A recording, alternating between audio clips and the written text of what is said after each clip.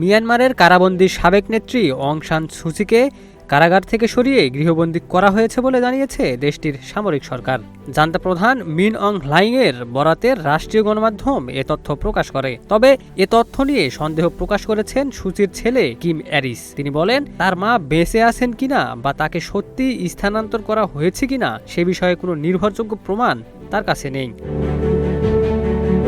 এর আগে আইনজীবীরা জানিয়েছিলেন সুচির সাজার মেয়াদ কিছুটা কমানো হয়েছে। তবে তিনি এখন গৃহবন্দী অবস্থায় বাকি সাজা কাটাবেন কিনা সে বিষয়ে স্পষ্ট কিছু জানানো হয়নি। জান্তা প্রধানের পক্ষ থেকে বলা হয়েছে, সুচির অবশিষ্ট সাজা নির্ধারিত বাসস্থানে ভোগ করার অনুমতি দেওয়া হয়েছে।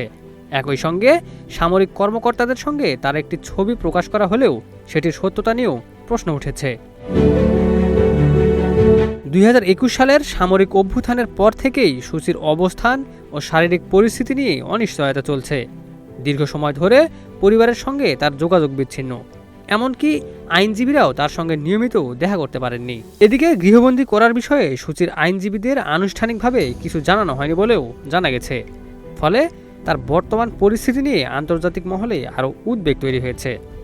Desk report, news flash 71।